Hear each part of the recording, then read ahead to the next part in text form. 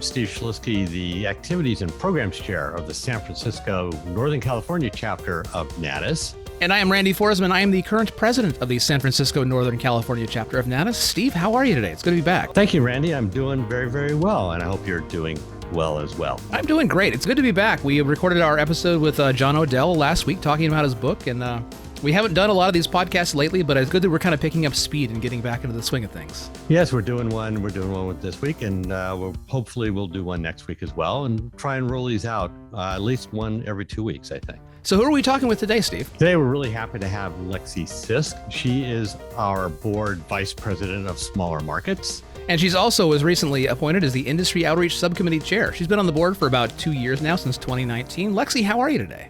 I'm good. How are you two doing? We're doing great. We're glad you could join us. Yeah, really nice to have you here. This is first, we're hoping to be a series of interviews with current board members. So Lexi, most of the people on the board come from television broadcast. You come to the board in a slightly different route. I did. I've been in freelance production for commercials and mostly episodic shows made for television, but I dabbled a little bit in broadcast with my local PBS station here in Fresno. So that's how I kind of tied into the broadcast world. And who wrangled you to the board? Was there somebody specific that talked you into it? I had just looked on the website. I was actually just looking for volunteer opportunities, and I had found, I think, a tab with just a list of different emails where you could ask questions, and I had reached out to Patty Zabove, see if she had any tips or any things she could tell me about how to volunteer, and she had said, well, there's actually a spot on the board if you wanted to run, and so that's kind of how I found out about that.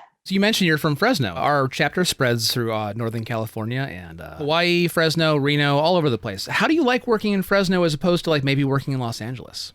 I like Fresno. We have a lot here. We're also very close to different locations in California, so it's very easy to kind of change location, change scenery. It's also easy business trip-wise to kind of meet up with other professionals in the business. And then LA is LA, it's very busy, very fast paced, a lot more packed. And Fresno is just kind of, it's a good spot. It's right in the middle of California. Now, if you could explain to our listeners, what exactly are you doing right now? I'm a location manager, so I will scout and secure locations for commercials, TV spots. We also cover print work, things like that. Normally, a producer or director will come to me looking for a specific location. Otherwise, I'll scout on my own and just find places to secure so they're ready when needed. Have you done a program that I might have seen? I've done mostly local commercials here in Fresno. I have a friend that's wanting me to come on board and do some print work for her. She scouts for Vanity Fair. She's done some stuff with Condé Nast also, so she's wanting me to kind of shadow her on that. But currently, it's just been Central Valley local commercials that I've done. Now, recently, back in June of this year, you received your first Emmy Award for directing for a project called Beware. Can you tell us a little bit about that? I did. During a pandemic, we were all kind of doing what we could under the circumstances. It was something I had done just for fun, just to see where it went. And it was shown here at our Valley PBS station. And it was really fun. It was my first time directing, so it was nerve-wracking, but it was a good time. That's impressive, winning an Emmy Award for your first time directing. So how did that feel when you saw your name being called as the recipient? Very overwhelming, and not in a bad way, but just with COVID-19 pandemic and just emotions kind of being through the roof as it is. It was just very, very overwhelming, but very honored and grateful, of course. Randy and I have talked about this in the past, and I remember receiving my first Emmy Award, and it was completely different situations because I actually got to hear my name announced and walk up onto the stage and give a speech. Does it have some deeper meaning for you, this award? It is definitely a sort of seal of professionalism, I think. I feel like whether it's broadcast commercials or film or TV production in general, I feel like everyone sort of is working towards that point where you have that seal and you get that sort of sense of respect from everyone and sort of trust that you know what you're doing and you have learned a lot to where you are seen in that light. And it does definitely feel like that is sort of that seal. of professionalism. Well, I welcome you to the Emmy Recipients Club, which Thank Randy you. and I are both a part. What exactly is Iron Pine Media? So that's an LLC I pulled out a couple of years ago. Being strictly freelance, there were a lot of different rules and things kind of coming into California as far as independent contractors go. So I pulled that out to work under while I freelance. And then my husband and I will do small projects on the side here and there under that LLC. We've dabbled in producing short films and things like that. But otherwise, it's just an LLC that I freelance under. Oh, gotcha. Okay. That's interesting.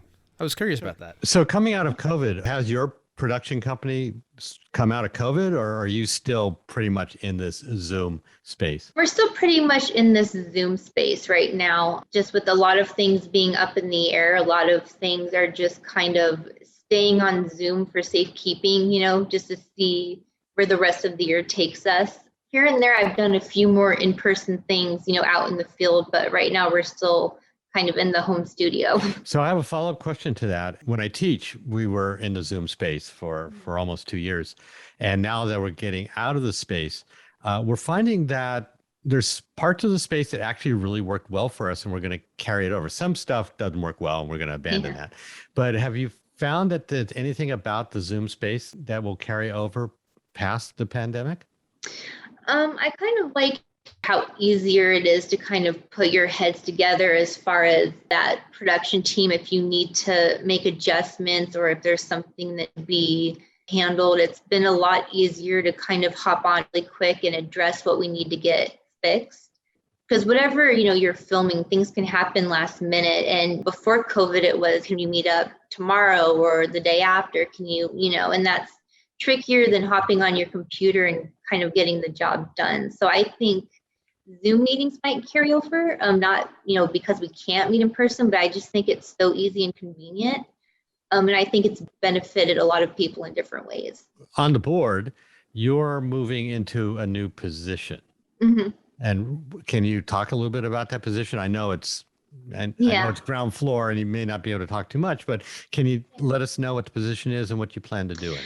Well, it's industry outreach. So a lot of it is going to be kind of attending meetings or mixers or events and kind of representing this chapter happily and telling other, professionals in film what we're about and why people should know about us, how other people can get involved, but also just kind of seeing what other organizations do and what they're about. There's one organization, it's a nonprofit called Alliance for Women in Media. So it's strictly women in broadcasting, just mixers, things, just talking about women related topics in the business. And so something like that, I've been interested to attend when I can. We do have a lot of female board members with this chapter. So it would be kind of nice to go and see what they're about and sort of represent our chapter in that way, but also just attending broadcasting events and representing the chapter.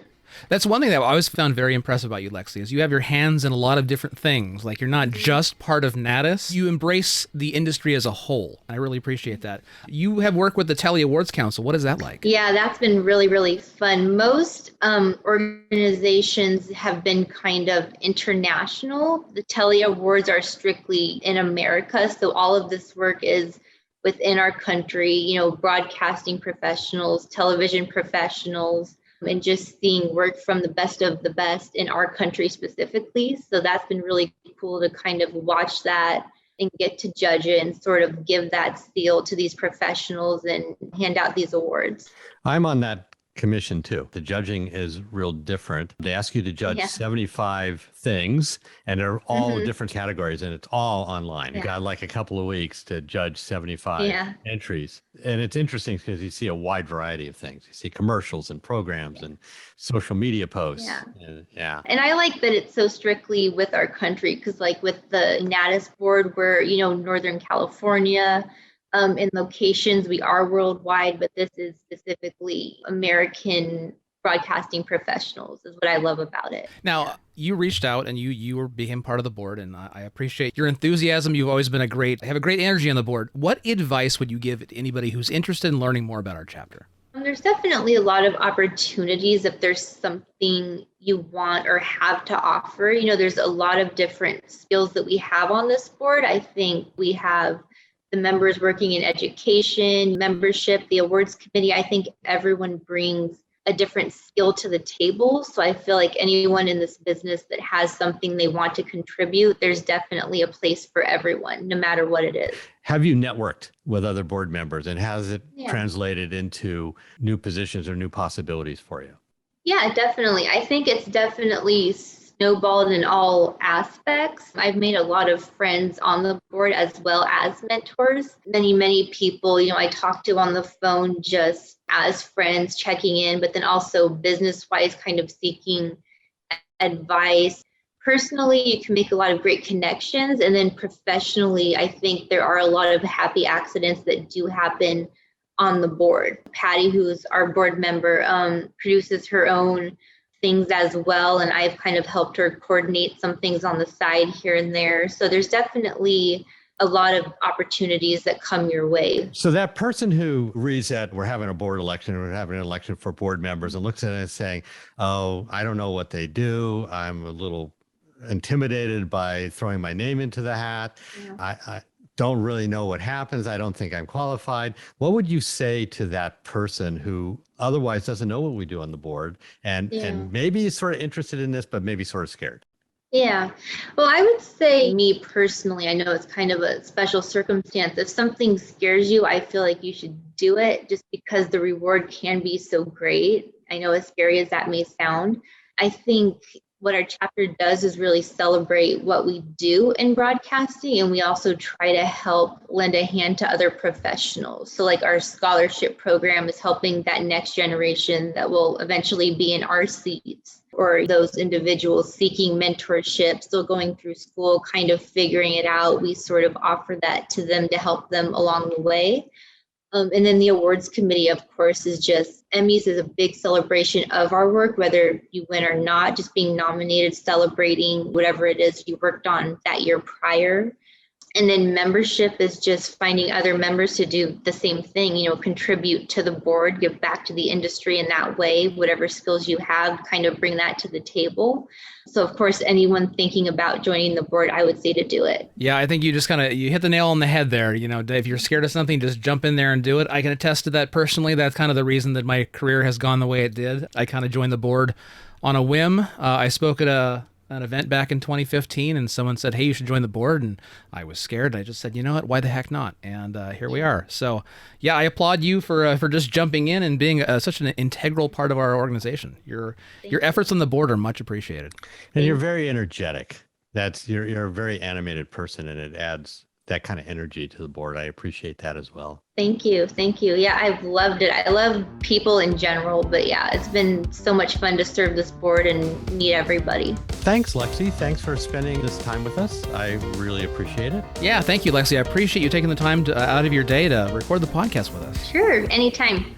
Once again, this is the Setting Presidents podcast. I am the former president of the local chapter of Natus. And I am the current president, Randy Forsman, of the local chapter of Natus. All right, Steve, what do we have coming up for our next episode? Well, the next episode is going to feature Brooks Jarosz. He's an investigative reporter at KTVU, and our chapter is doing a re-rollout of the Mentor Match program. And Brooks has totally redone everything and made some new forms, and already has a list of people who want to be mentors and matching up with mentees. Yeah, Brooks has put a lot of effort into this program, and I'm really excited to see it get off the ground. And yeah, definitely tune in for our next episode, and you'll learn much more about that. As always, you can check out our website, mesf.tv, for more information about the chapter and the wonderful people that serve on the board. And we'll put Lexi Sisk's contact information up there if you want to ask her some more questions. Wonderful. For Setting Presidents, I'm Randy Forsman. And I'm Steve Schlisky. And thank you so much for tuning in. We'll see you next time. Yes, so long.